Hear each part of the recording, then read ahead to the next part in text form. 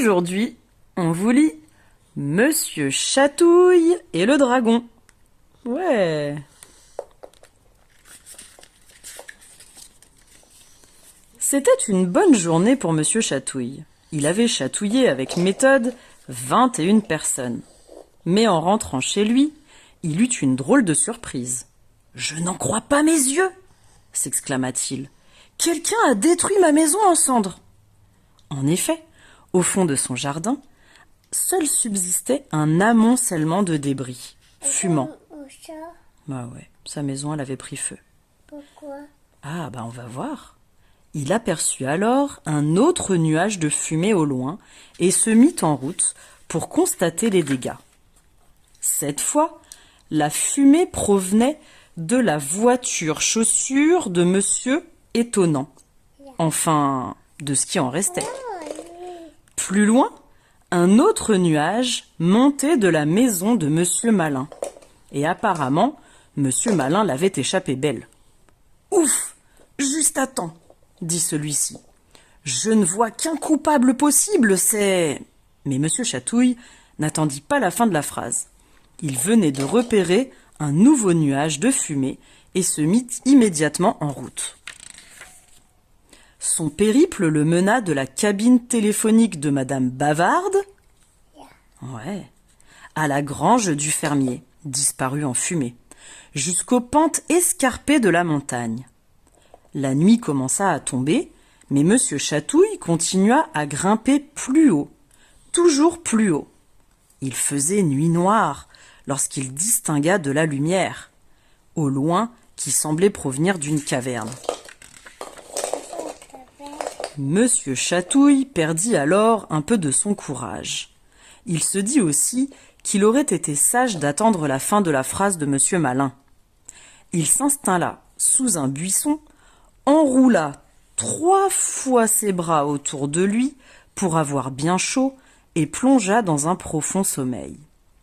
Le soleil était déjà haut lorsqu'il fut réveillé par un bruit dans le buisson qui l'abritait. Monsieur Chatouille ouvrit un œil. Le buisson frémit à nouveau. « Je sais que vous êtes là !» gronda une voix terrible. « Allez, montrez-vous !» Monsieur Chatouille sortit précautionneusement la tête du buisson et fut ébloui par le soleil, mais plus encore par ce qui l'attendait. Il se trouva nez à nez avec un dragon énorme plus précisément, un dragon énorme avec de la fumée qui sortait de ses naseaux. « Gloups !» fit Monsieur Chatouille. « Bonjour !» dit Monsieur Chatouille d'une toute petite voix. « Vous avez 10 secondes pour me donner une bonne raison de ne pas vous changer en pop-corn !» hurla le dragon. « Et ensuite, je vous change en pop-corn !» « Regloups !» fit Monsieur Chatouille. Monsieur Chatouille devait trouver une solution très rapidement. Il remarqua alors que le dragon ne voyait pas ses bras. Aussi rapide que l'éclair, il étendit l'un d'eux hors du buisson, sous le ventre du dragon.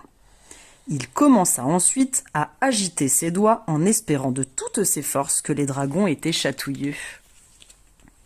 Le dragon se tordit instantanément de rire. « Ah ah ah !» grogna le dragon. « Hi hi hi !» gronda-t-il. « Oh oh oh !» rugit-il. « Arrêtez, arrêtez !» cria-t-il finalement. « Je n'arrêterai de vous chatouiller que si vous cessez de tout réduire en fumée, » dit Monsieur Chatouille. « Tout ce que vous voudrez, » supplia le dragon. Monsieur Chatouille arrêta le supplice. « Ce qu'il faudrait, c'est que vous utilisiez votre fantastique pouvoir pour rendre les gens heureux, » dit-il à la bête. « Je vais vous montrer comment faire. » Le dragon prit alors son envol avec Monsieur Chatouille sur son dos. Ils se dirigèrent vers le pays des monsieur et madame. « Regardez !» s'écria Monsieur Chatouille. « Voici la maison de Madame Beauté. Et j'ai une idée pour votre première bonne action. » Monsieur Chatouille et le dragon atterrirent au bord de la piscine de Madame Beauté. « L'eau est trop froide pour se baigner aujourd'hui. Pourriez-vous faire quelque chose ?» demanda Monsieur Chatouille. Le dragon réfléchit un moment. Puis il prit une grande inspiration et souffla quantité de flammes sur l'eau de la piscine.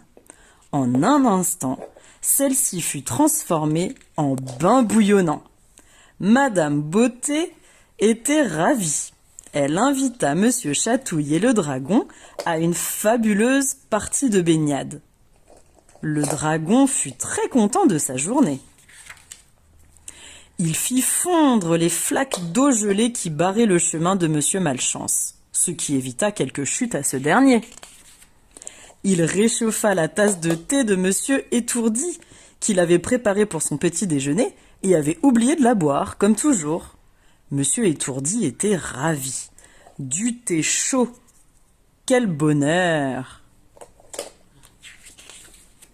Monsieur Glouton fut ensuite très impressionné de voir le dragon griller à point 15 saucisses d'un coup. À la fin de la journée, le dragon avait un sourire enthousiaste.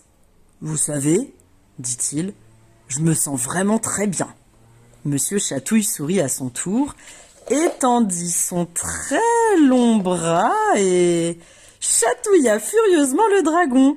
« Et maintenant, moi aussi !» s'exclama-t-il en riant.